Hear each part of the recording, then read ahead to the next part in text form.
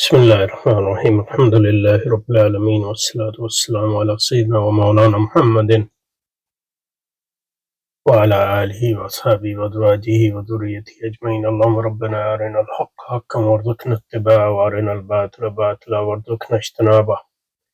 اللهم أرنا حقائق الأشياء كما هي ربنا زدنا علما وعملا وإخلاصا يا رب العالمين. اللهم انصر أولياءك في مشارق الأرض ومغاربها. اللهم انصر أولياءك في غزة وفي الضفة وفي فلسطين كلها وفي لبنان وفي اليمن وفي العراق وفي إيران وفي مشارق الأرض ومغاربها. اللهم انصرهم على عدوك وعدوهم إنك على كل شيء قدير.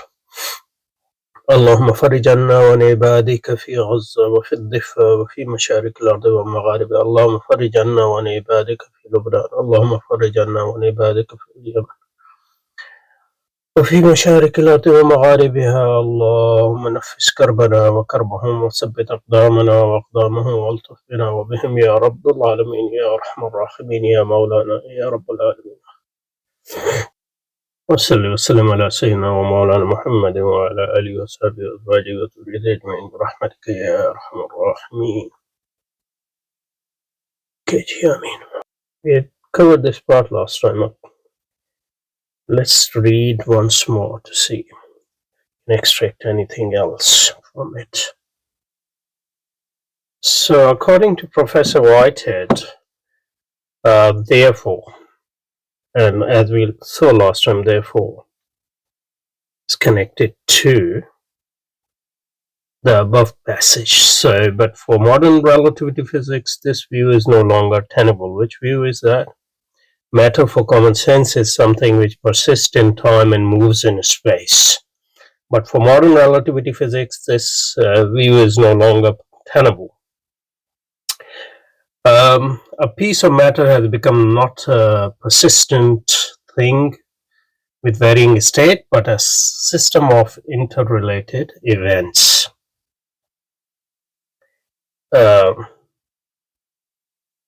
This is highly debatable, but we'll just accept that. The old solidity is gone. That's where he's getting this from. Therefore, all solidity has gone, and with it the characteristic that to the materialist, and by materialist what he means here is the one who believes in the solidity of matter.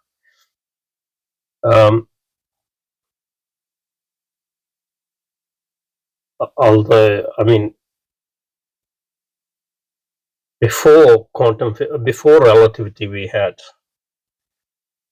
Anyway, let's not go into that. So solidity of matter is gone. Therefore, nature is not a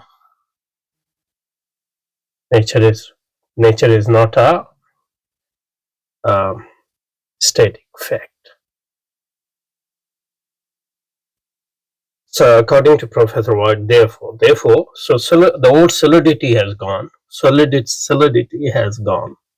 With it, the characteristic that the materialist made matter seem more real than the fleeting thought.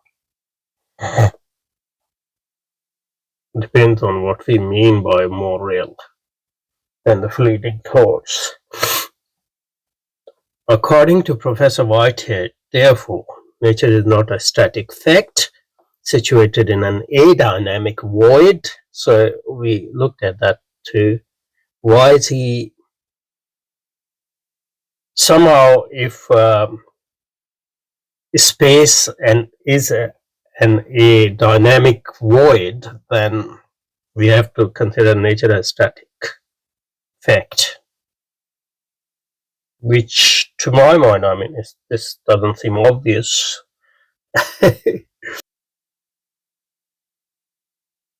So space,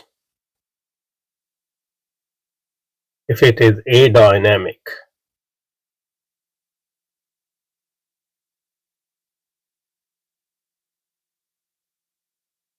so it's not just non-dynamic, it's adynamic void.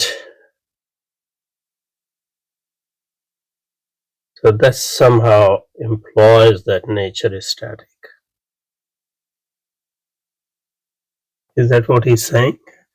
According to Professor, therefore, nature is not a static fact situated in an adynamic void, but a structure of events possessing the characteristics of continuous creative flow, which thought cuts up into isolated, out of whose mutual relations arise the concept of space and time. So,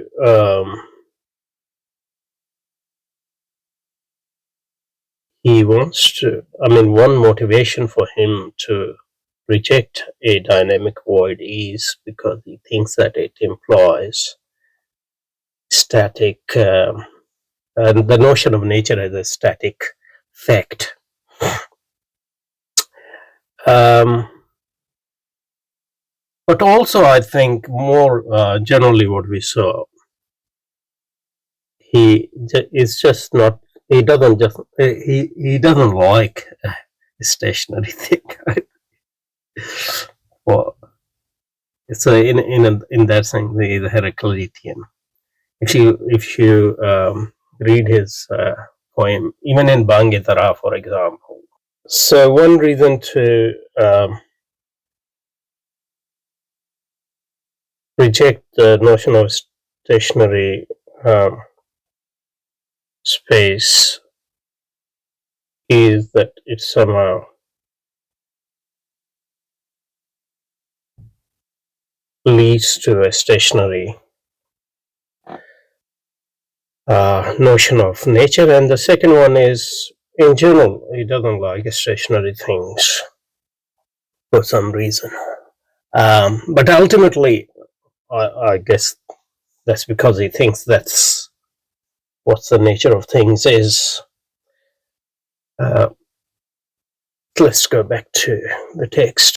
So, according to Professor White, therefore, nature is not a static fact situated in an adynamic void, but a structure of events possessing. Event is important. Event possessing the character of continuous creative flow. Structure of events. So there is a events. Nature is not a fact, but a structure of events. Continuous creative flow, which thoughts cuts up into isolated immobilities, out of whose mutual relations all arise the concept of space and time. Mutual relations of whose. Okay, let's look at this a bit more closely. So,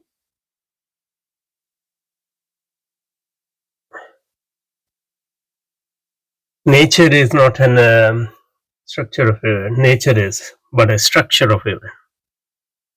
So there is a structure to it.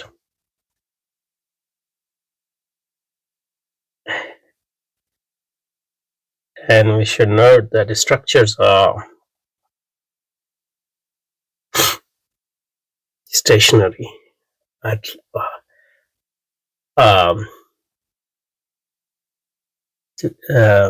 least in some minimal sense.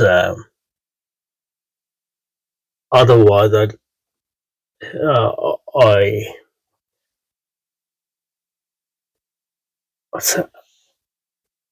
can't think of any other way to conceptualize structure. So structure is something which is to a certain extent stationary, static, if not in absolute terms, but at least in some minimal, at least relative terms. And that goes back to the main problem. You can't think of motion if you don't have the concept of station, for example. Concept of unless you have a concept of motionlessness, inertness or inaction or immobility. It's hard to think of motion. So that's why nature is, therefore, nature is not a static fact situated in an adonic void, but a structure of events. The structure, to my mind, does conjure up the motion or a notion of stillness or immobility or non-movement. What about events?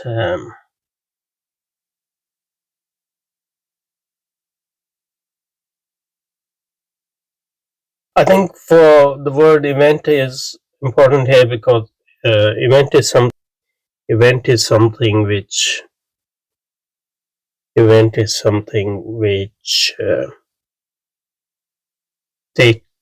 take place, takes place, or happens.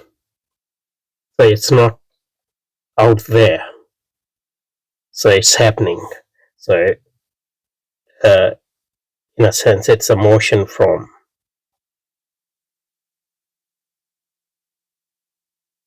not being there to being there. So it involves state 1 and state 2, but also process. That's why he goes on to say that but a structure of a processing possessing the character of continuous flow. Okay, so it's a flow of events there. So flow of events, flow of happenings, occurrences, and that flow is continuous because otherwise you would have a void or a gap. He doesn't like gaps, because if there are gaps, then there's no motion. So it's continuous in that sense. So in that sense, when we talk about event, even that is an abstraction because events are always happening, process is always there, and something new things are coming and they're going back into something, I guess. So there might be a void, but he doesn't like void.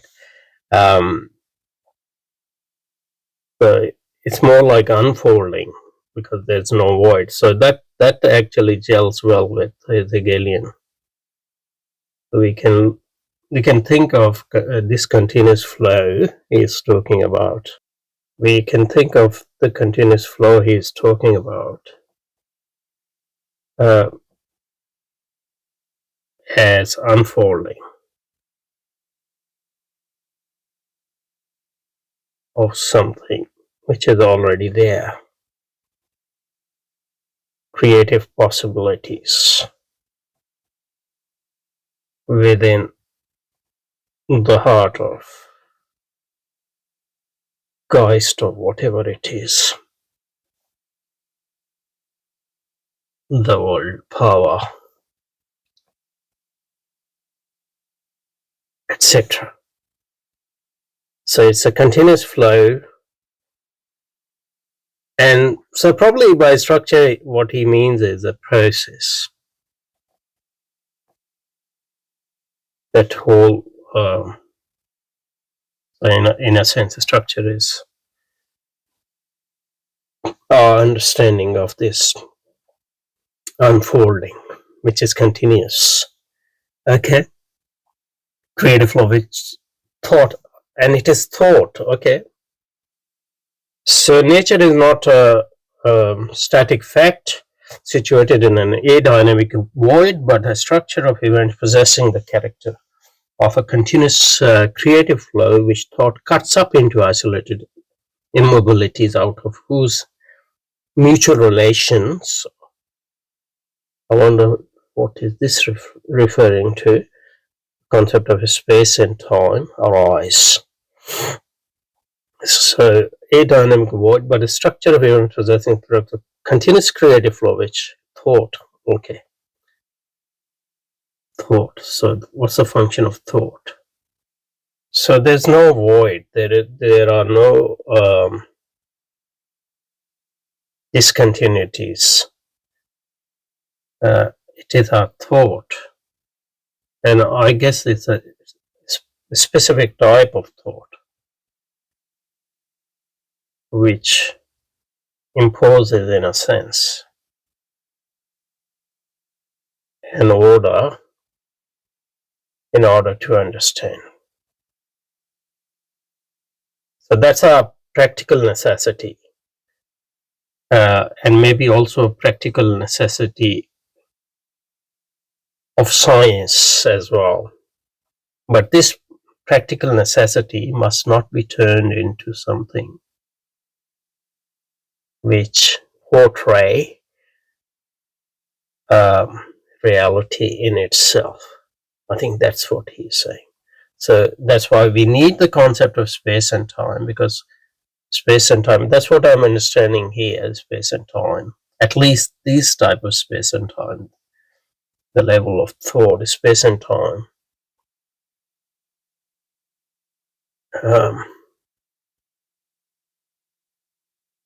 are the function of thought in our search for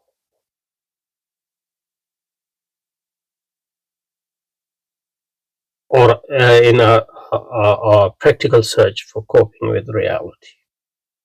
But the problem, and there's no problem with that, but the problem is if we make the practical necessity or the practical utility into something which is the yardstick of the truth.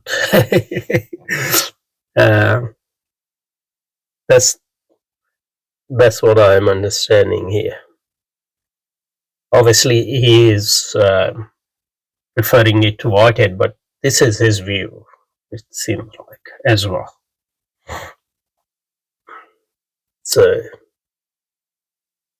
So thought cuts up, creative flow, which thought cuts up into isolated immobilities out of these isolated immobilities, out of whose mutual relation the concept of space and time is part. But I think he would say that this is a type of thought. So not every thought is practical, pragmatic thought. There's other ways of thinking which penetrate into the reality as it is, and I think he calls them intuition in a Hegelian Bergsonian sense, which will come. I think we looked at it in chapter 1, but this will come up again at some point. Okay, so thus we see how modern science, under its agreement with Berkeley's criticism, which it once regarded as an attack on its very foundation, that for Berkeley, matter is just the creation of our thought, in a sense. It's not reality. Scientific view of nature as a pure materiality. Okay, I think we'll pick up from here, Berkeley, and we will look at Berkeley's notion of matter as well at some point. Okay. سبحانك اللهم وبحمدك نشهد أن لا إله إلا أنت نستغفرك ونتوب إليك وصلي وسلم على سيدنا ومولانا محمد وآله وأصحابه وأزواجه وذريته وأعوانه وأنصاره أجمعين برحمتك يا أرحم الراحمين آمين.